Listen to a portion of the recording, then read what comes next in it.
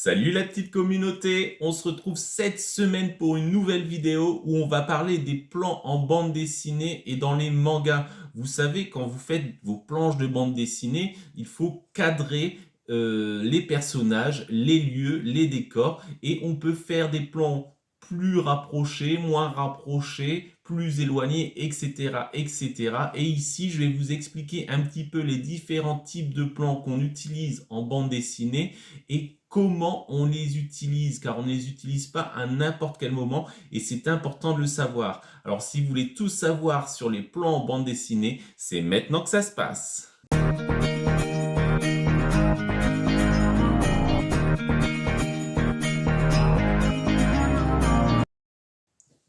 Alors en bande dessinée et dans les mangas, c'est comme au cinéma, on va utiliser différents plans pour réaliser le déroulé d'une histoire, ici le déroulé d'un album de bande dessinée, ou ça peut être juste le déroulé d'une planche, voilà, il suffit d'une planche pour faire une histoire. Donc en fonction de ce qu'on va faire, on va utiliser différents plans. Alors contrairement au cinéma qui est en fait un peu obligé de suivre en fait le cadrage général, l'écran cinématographique ne change pas. Quand on regarde voilà, un film à la télévision, au cinéma, on ne peut pas modifier, moduler notre écran.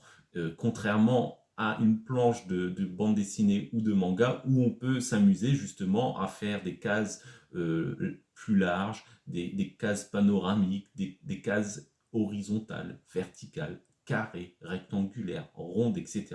Ça, c'est tout des choses qu'on peut faire et ça, on le verra dans d'autres vidéos où je vous expliquerai un petit peu justement les différents types de cadres qu'on peut utiliser.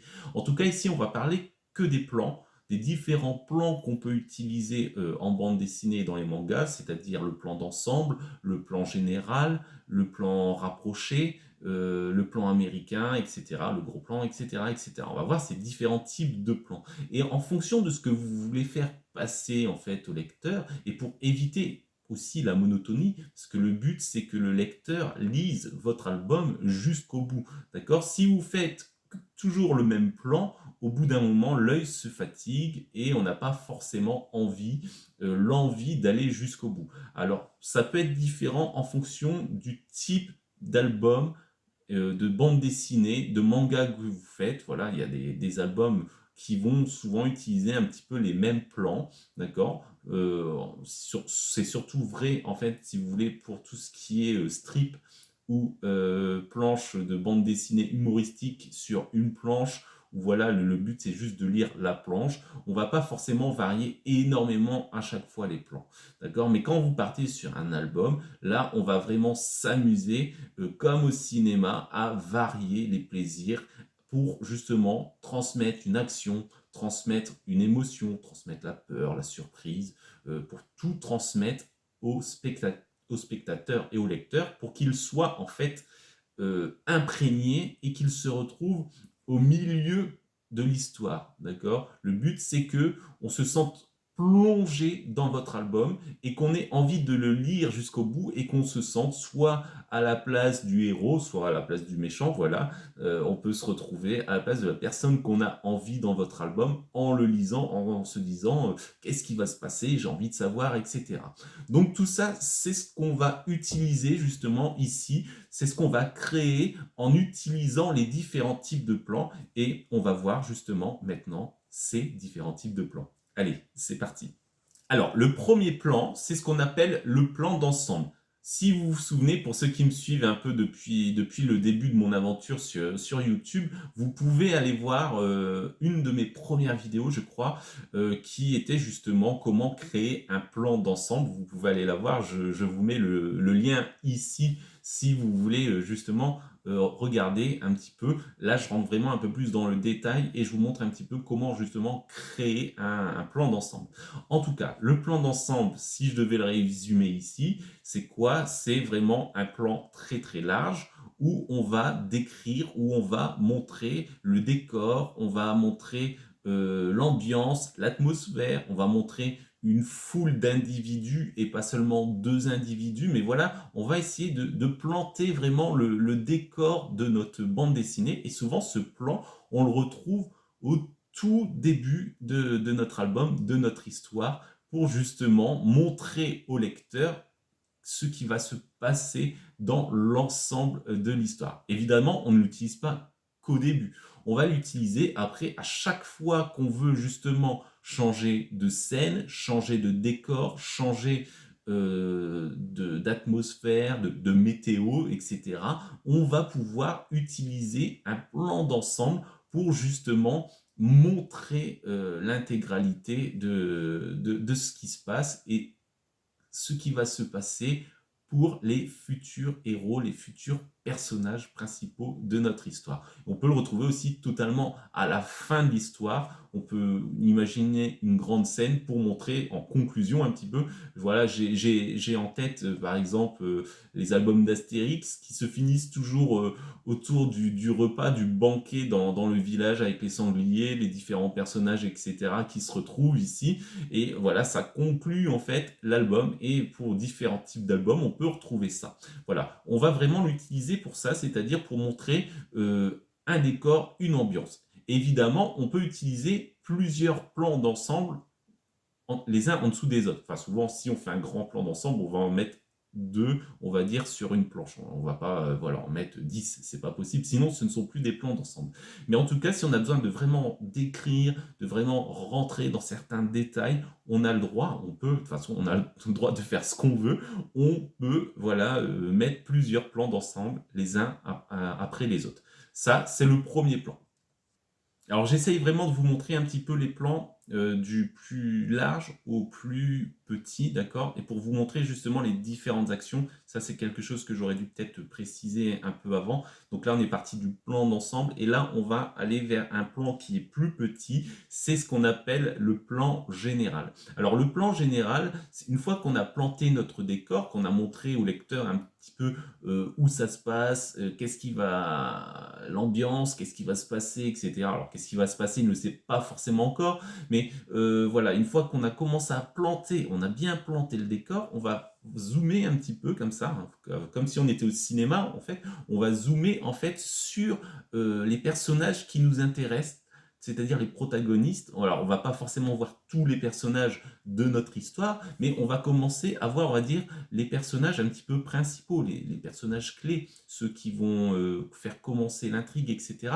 Et on va se rapprocher d'eux, mais toujours en tant qu'observateur. C'est-à-dire qu'on va pas encore rentrer vraiment avec eux, par exemple, dans une conversation, mais on va entendre la conversation un peu de loin, par exemple, et on va les voir. Alors souvent, ils sont représentés à pied, c'est-à-dire qu'on les voit grandeur nature, c'est-à-dire de la tête jusqu'aux pieds.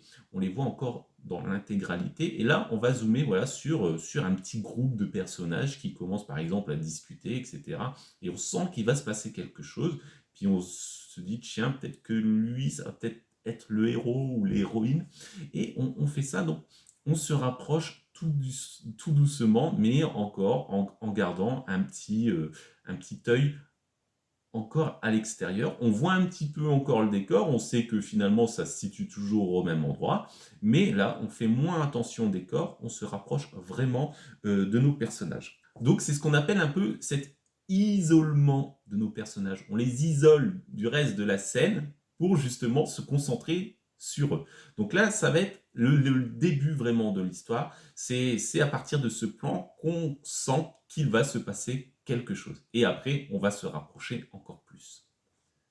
Après, on a ce qu'on appelle le plan moyen. C'est-à-dire que là, on se rapproche encore plus des personnages qui nous intéressent. Alors, ça va être un ou deux personnages en général, voilà. On se rapproche vraiment. On les voit toujours de la tête aux pieds. Donc là, c'est pas un problème souvent. Ou alors, peut-être à mi-jambe. Mais on les voit encore dans l'intégralité. Mais on se rapproche d'eux et on voit de moins en moins le décor. Et on se focalise vraiment sur eux. On sait vraiment qu'à ce moment-là, il va se passer quelque chose. L'action rentre vraiment en jeu, c'est-à-dire que voilà, il va avoir un moment où on va pas passer de la discussion, passer du moment où il parle à une scène où il va se passer quelque chose de plus important. Et là, c'est vraiment, on attire l'œil du spectateur vraiment sur un ou deux personnages qui vont être à l'origine de ce qui va se passer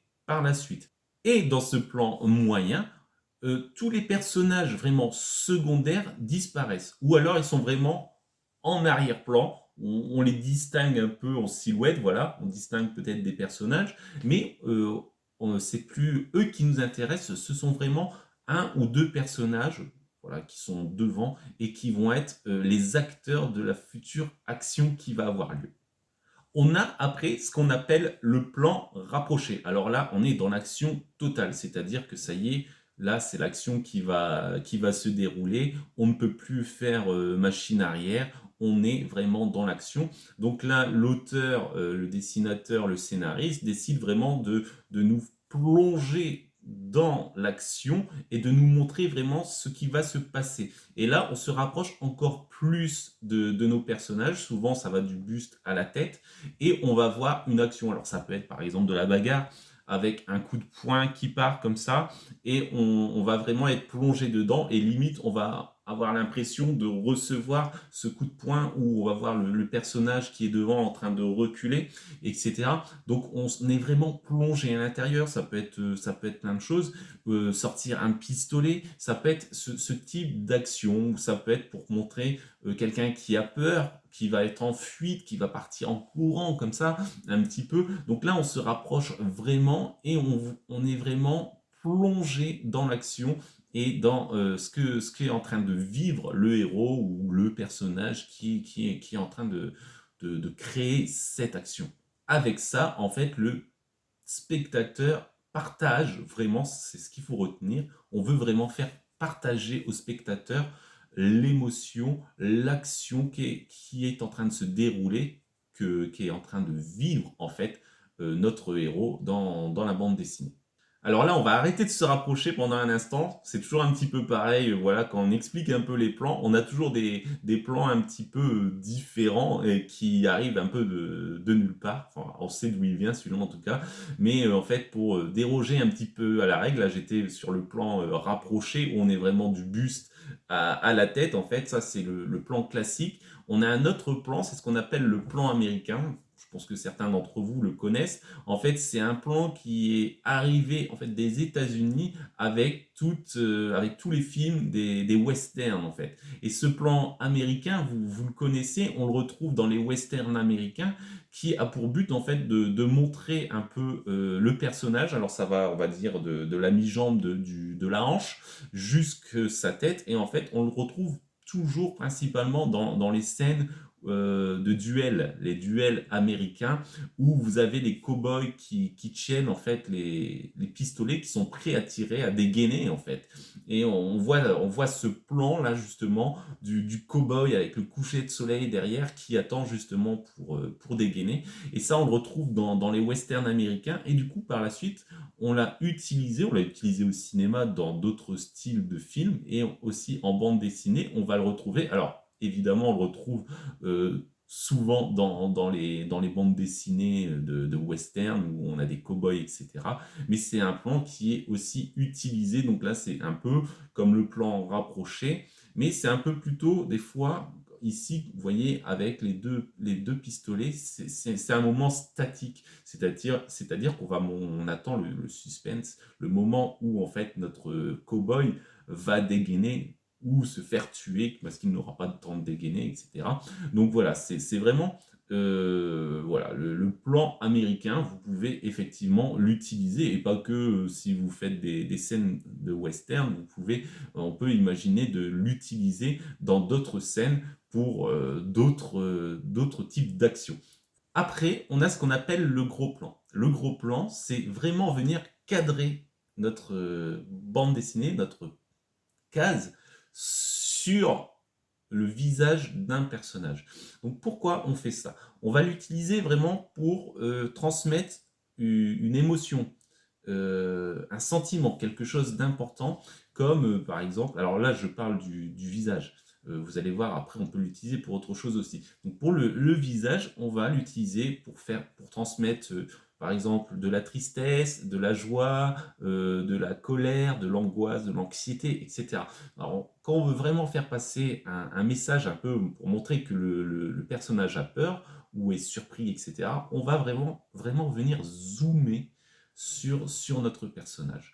On peut aussi évidemment l'utiliser pas que pour les personnages, on peut faire un gros plan sur un objet, peu importe lequel, un objet qui va être important dans l'histoire. Voilà, on fait un zoom, on part d'un plan d'ensemble et puis on se rapproche comme ça sur un objet qui pourrait être, je sais pas moi, ça peut être un livre, euh, une épée, tout ce qui vous vient par la tête, une couronne, etc., qui va être l'attention de l'histoire à un moment donné, et on en a besoin. Par exemple, imaginons on est en pleine scène de bagarre, et là le cow-boy prend la bouteille, donc on fait le zoom sur la bouteille, et il vient la casser sur le visage d'un autre personnage, donc là on a le zoom vraiment sur la bouteille.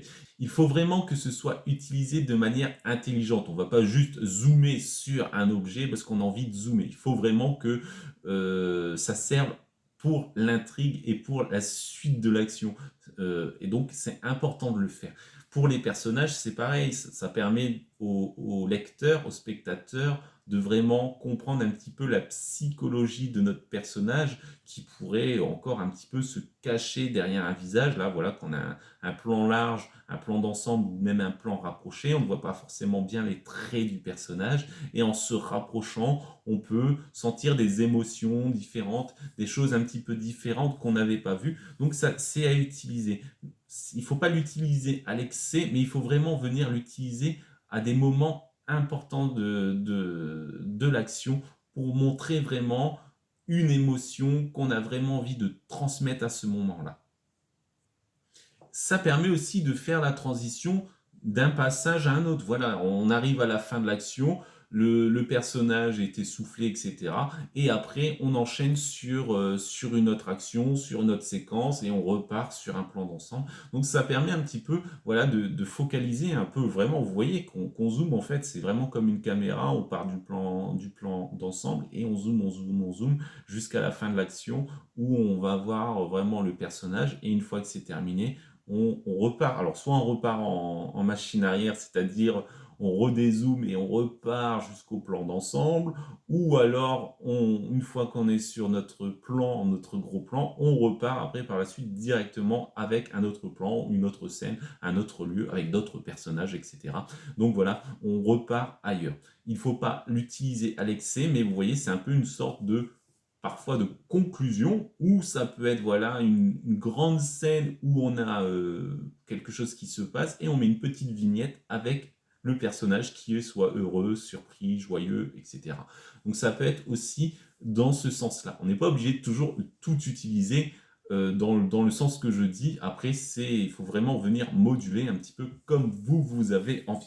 Le but vraiment, voilà, c'est d'éviter la monotonie et de perdre le lecteur au cours de votre histoire. Donc voilà, il faut vraiment varier et utiliser les plans de manière très judicieuse pour bien construire votre histoire. Ça, c'est important. C'est quand vous faites votre scénario que vous devez faire ça.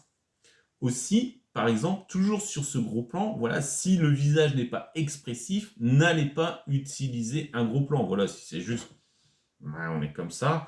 Non, ça sert à rien. C'est vraiment, on utilise le gros plan quand on veut vraiment faire passer une émotion. J'insiste dessus, c'est vraiment pour faire passer une émotion. Si c'est juste un dialogue entre personnages et qui sont comme ça, aucun intérêt. Voilà. Il vaut mieux faire des plans rapprochés ou des plans un peu plus larges, voilà, où on les voit, ils sont en train de discuter, donc on les voit debout, etc., du pied à la tête. Et puis une fois qu'il y a un moment, il y a vraiment l'émotion, alors là, paf, on se rapproche sur le personnage ou sur même le deuxième personnage qui ont voilà, des réactions très importantes. On peut jouer sur la colère, etc. Ils sont en train de s'énerver. Mais si voilà, il ne se passe rien, autant faire un plan large. Ok? Donc ça, c'est important. Et le dernier plan qu'on peut utiliser, c'est le très gros plan. Je ne veux pas dire très gros plan, c'est le très gros plan. Voilà, c'est quand on va vraiment zoomer, vraiment zoomer. Alors si on reste sur le visage des personnages, on va vraiment zoomer sur une partie importante de nos personnages pour transmettre quelque chose d'encore plus important. D'accord? Si on veut vraiment faire accentuer, par exemple, l'effet de colère ou de peur, on va venir juste prendre les yeux. Alors ça peut être dans un sens comme ça, dans un autre, ça peut être juste un œil ou juste la bouche. On peut voilà essayer ou juste une partie du visage. On peut imaginer un petit peu tout ça et en fonction de ce que vous voulez faire passer, montrer quelque chose d'encore plus intriguant. Imaginons un personnage qui a des lunettes de soleil, donc on ne sait pas trop quelle est sa réaction. Donc on va venir zoomer de très près, puis finalement voilà, on aura quand même un petit effet de transparence et on va voir qu'en fait il est en colère, qu'il est surpris, etc. Donc ça, on peut l'utiliser. C'est un moyen aussi de cacher au début un petit peu l'émotion de notre personnage. On ne sait pas trop, puis ça le cache aux autres personnages. Mais nous, en tant que spectateurs, on comprend d'un seul coup sa réaction. Voilà. Donc ça peut être aussi un jeu qui est utilisé. On peut aussi zoomer, pareil, sur un objet parce qu'il y a quelque chose d'important à montrer. Imaginons, je ne sais pas, donc on nous montre en gros plan un livre, et en fait là on va faire un très très gros plan où on va voir une inscription qui va permettre la suite, le déroulé de l'action. Donc là on fait vraiment un très très gros plan. Ou ça peut être un gros plan sur une partie du corps humain. Imaginons quelqu'un qui est en train de courir, qui va se casser la jambe, se tordre la jambe, se tordre le pied, la cheville. Là, le dessinateur va faire un zoom vraiment, mais juste sur le pied qui est en train de se tordre. Et donc là, ça permet de comprendre qu'après, en fait, on repasse à un plan un peu plus large, un plan rapproché par exemple, et on va voir le personnage en train de tomber. Donc voilà, on a vraiment ce déroulé toujours, hein, c'est ce que je dis, on essaye de faire vraiment un déroulé des choses les plus importantes aux moins importantes, etc. Et de un peu montrer un petit peu cette action tout le temps, tout le temps, tout le temps pour éviter la monotonie. Alors c'est pareil, le très gros plan, on va pas l'utiliser à outrance tout le temps, ça va vraiment être de temps en temps quand on veut vraiment montrer quelque chose de très précis à un moment T. Et puis on commence pas par ça, parce que sinon le lecteur il comprend pas qu'est-ce qui se passe là, on voit un pied. Non, on commence toujours par vraiment planter le décor, etc. Et ça, on l'utilise vraiment à la fin. Et après, ça nous permet de revenir en arrière, de dézoomer. Et ce très gros plan, c'est comme le gros plan, on peut utiliser cette vignette à un moment T dans notre histoire. On n'est pas obligé de passer du zoom en fait jusqu'au gros plan ou très gros plan ici, mais juste montrer un moment. Voilà, on est dans des plans rapprochés, des plans d'ensemble, mais on veut justement accentuer juste sur un petit objet, juste un mouvement à un moment. Donc on va venir intégrer une petite vignette à un endroit pour justement montrer cette chose importante qui est voilà, utile pour la suite de l'intrigue, la suite du déroulé de votre histoire. Voilà, c'est aussi une chose qu'il faut savoir sur les très gros plans. Voilà, là on a fait ce qu'on appelle le tour de tous les plans qu'on peut trouver en bande dessinée et que vous pouvez utiliser. Voilà, suivez bien mes conseils. Après, il y aurait certainement plein d'autres choses à dire en fait sur les plans.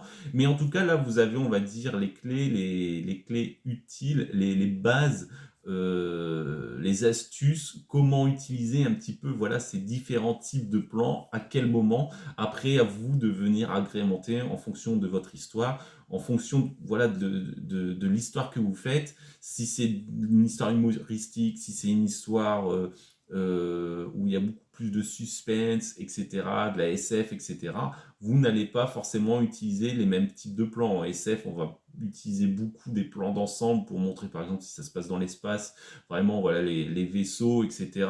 Alors que, voilà, si on est sur une planche humoristique toute simple, où on a une histoire en une planche, on ne va pas forcément utiliser des gros plans d'ensemble à chaque fois, mais on va plutôt être sur du plan rapproché, du plan général, du gros plan, etc. Voilà, en fonction de ce que vous faites, vous utilisez aussi les plans que vous voulez. Après, voilà, on n'a pas encore parlé, et ça on le verra plus tard, c'est-à-dire des cadres. Comment intégrer justement ces plans dans ces cadres, parce que les cadres peuvent être, ce que je disais, carrés, peuvent être ronds, rectangulaires, ils peuvent être horizontaux, ils peuvent être verticaux, même dans certaines planches ou dans certains, surtout dans les mangas en fait maintenant, on voit surtout aussi des cases, des vignettes triangulaires, un petit peu en forme de losange. On n'est pas obligé de faire toujours du format carré, carré, carré. Avant, dans les anciennes bandes dessinées, dans les premières bandes dessinées, on utilisait surtout le gaufrier, c'est-à-dire qu'on avait ce type de module qui était utilisé à chaque fois pour l'intégralité de l'album, où on n'avait que des carrés et des rectangles. Par la suite, ça s'est développé, démocratisé, on va dire, et on est parti, maintenant on part vraiment sur des albums où on va aller se faire un petit peu plus plaisir et on va en fait jouer un peu plus sur les cadres, etc. Donc on verra ça, on parlera des cadres, c'est important, on parlera aussi des angles de vue, on peut changer, plonger, contre-plonger, etc. Donc tout ça, c'est des choses qu'on verra dans d'autres vidéos par la suite. Là, j'ai abordé vraiment que les plans, mais ne vous inquiétez pas, on verra ça dans de prochaines vidéos. Après, il y a plein d'autres choses sur premier plan, arrière-plan, l'utilisation aussi de la perspective. Tout ça, ce sont des choses qui vont venir au fil de notre année, en tout cas, et où je vais essayer vraiment de vous donner vraiment les clés pour tous les différentes choses importantes pour réaliser vos planches de bande dessinée et de manga.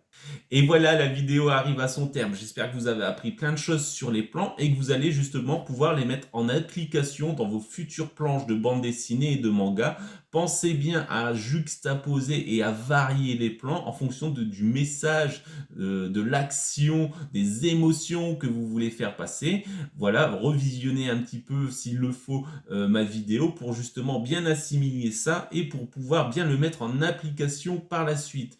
Et je voudrais terminer cette vidéo en remerciant en fait tous ceux qui nous ont rejoints encore cette semaine sur la chaîne, qui se sont abonnés à ma chaîne. Je remercie aussi évidemment ceux qui me suivent depuis bien plus longtemps, c'est-à-dire depuis le début ou petit à petit qui m'ont rejoint, qui me laissent des commentaires de plus en plus nombreux, et ça fait vachement plaisir de pouvoir répondre et de pouvoir vraiment échanger avec vous. Et puis pour ceux qui ne le sont pas, vous pouvez toujours vous abonner à ma chaîne justement et à laisser des commentaires aussi pour pouvoir échanger avec moi. Et je vous dis donc à toutes et à tous à la semaine prochaine pour de nouvelles vidéos. Allez, salut, ciao!